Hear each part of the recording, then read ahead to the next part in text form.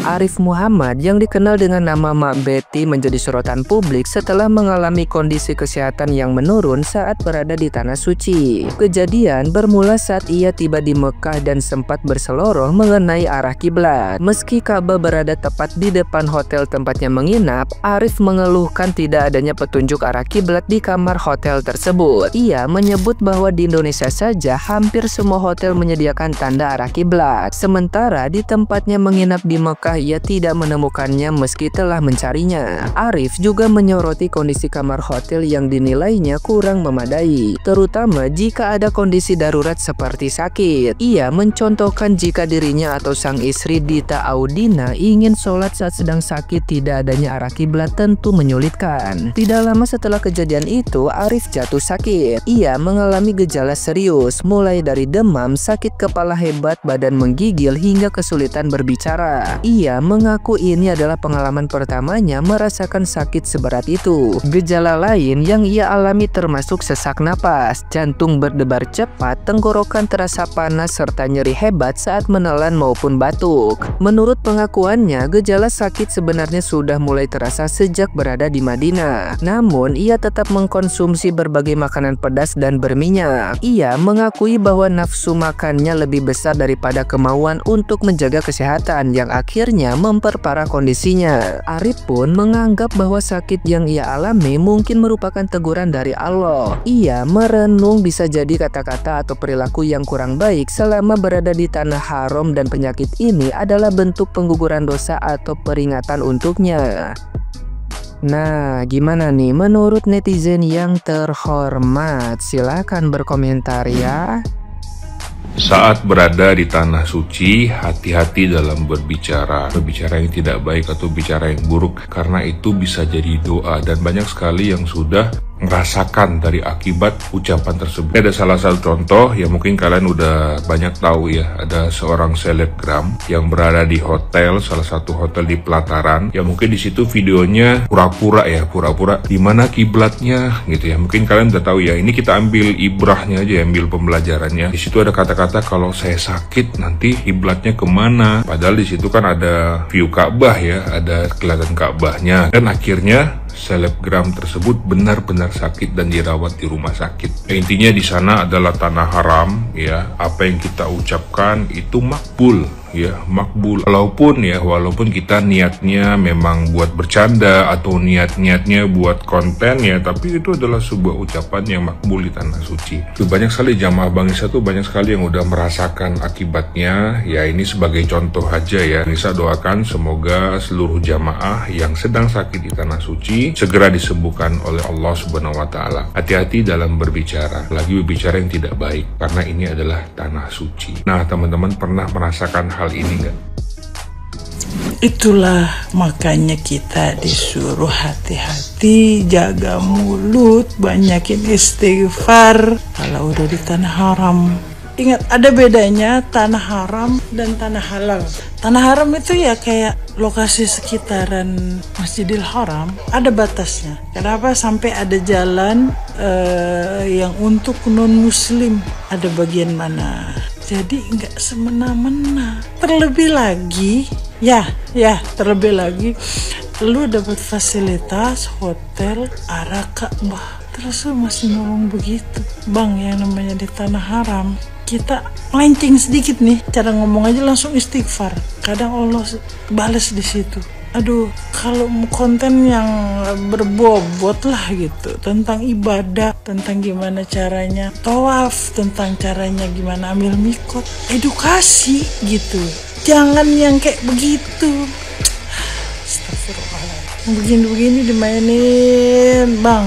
Jadi konten kreator itu banyak jadi konten kreator, terus pergi ke Saudi gimana, banyak memperkenalkan gimana Saudi, bukan main-main masalah kiblat. Udah bagus lu kagak nyambut nyawa lu di situ. Kita aja yang namanya orang umroh pertama kali, kita kan ngeliat orang macem-macem, cara berpakaian macem-macem, cara ibadah macem-macem. Itu kadang mikir sedikit aja udah langsung mau istighfar, jangan sampai dicolek malaikat, apalagi ditabok. Nah ini sengaja nyari Ka'bah, alasan di mana Ka'bah? Lu bukan dari Konoha, lu bukan di Indonesia yang lu ngomong apapun saat itu juga belum kelihatan gitu. Ini tanah haram, jadi lu harus bisa bedain mana tanah haram, mana tanah halal, karena ada batas, ya kan, kayak di Jeddah atau enggak di Taif atau enggak, pokoknya kenapa disebut Haramain? Karena di situ dua Haramain itu Madinah dan Makkah yang gak sembarang orang ngoceh. Uzubillah min dzalik. Kadang kita berdoa aja nih yang baik-baik, Allah kabul. Lalu yang jelek nikmatin aja bang. Kalau nggak begitu lu besok nggak tahu, jadi istighfar, tobat. Oke?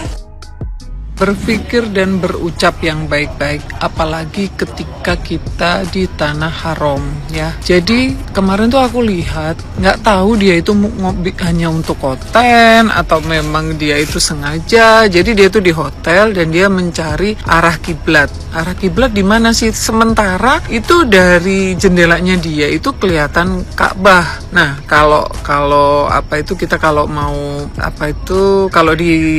kalau sholat itu kan menghadapnya ke Ka'bah gitu ya. Berarti kan hotel memang tidak memberikan tanda arah kiblat kemana, karena sudah ada gitu loh. Nah, dia tuh macam-macam lah ngomongnya, macam-macam, dan qadarullah ya, kok dia itu besoknya sakit sampai dirawat di rumah sakit. Nah, aku nggak tahu apakah itu buat konten atau emang dia bener-bener nggak tahu tentang arah kiblat. Jadi ini aku sharing pengalamanku ya. Ketika aku haji, itu aku di Madinah. Aku kan kadang-kadang kalau sholat itu langsung pakai mukena dari hotel. Nah, waktu itu aku pas mau mukena itu terlintas di pikiranku, karena memang mukenaku itu agak PR lah ngebuka di pas bagian kepalanya itu. Jadi aku tuh mikir gini, nah ini jangan-jangan antingku ntar kecantol, anting yang sebelah kiri. Itu aku cuman terlintas aja, nggak sempat terucap, aku terlintas. Aku tuh cuman mungkin ngebatin tapi terlintas. Terus kemudian pas aku selesai sholat subuh, aku balik, itu beneran antingku yang sebelah kiri itu hilang. Dan aku pas di hotel aku cari-cari, emang nggak ada, sampai aku pulang itu nggak ada. Jadi aku, ya Allah, kenapa aku tadi mikir seperti itu yang pertama ya. Nah yang kedua, ketika aku umroh sekitar bulan Februari kemarin, itu tuh entah kenapa kok aku tuh kayak pas di kamar mandi tuh kayak kelihatan kayak terpikir tentang gelangku gitu ya, tentang gelangku. Nah terus aku nggak mikir kenapa gitu, nggak tahu itu aku kok lupa ngecek gelangku gitu loh. Biasanya kan aku kalau udah nyampe hotel atau di rumah, semua perhiasan kan aku lepas kecuali anting ya. Dan itu ternyata gelangku hilang. Dan itu bukan gelang yang yang nilainya luar biasa, di samping ada histori juga, dari sisi beratnya itu juga lumayan gitu. Dan itu aku sempat memang nangis, ya Allah gitu ya. Nah itu, jadi artinya memang kita ya jangan sembarangan, apalagi kalau di tanah haram ya. Makanya kita jangan mikir yang macem-macem, apalagi yang tidak baik di tanah haram. Biasanya sih kejadian, ya kenapa aku bisa ngomong seperti itu, ya karena udah pengalamanku sendiri. Jangankan di tanah haram, kadang-kadang di sini aja, bukan kadang-kadang, kita juga harus mikirnya itu positif supaya datangnya juga positif. Kalau kita mikirnya negatif, ya datangnya negatif, apalagi di tanah haram. Janganlah kita harus lebih hati-hati lagi ketika kita bersikap dan berpikir waktu kita di tanah haram. Janganlah kita mikir yang negatif-negatif, berburuk sangka, jangan. Karena ya insya Allah itu kejadian biasanya kayak gitu. Jadi ya harus lebih hati-hati lagi.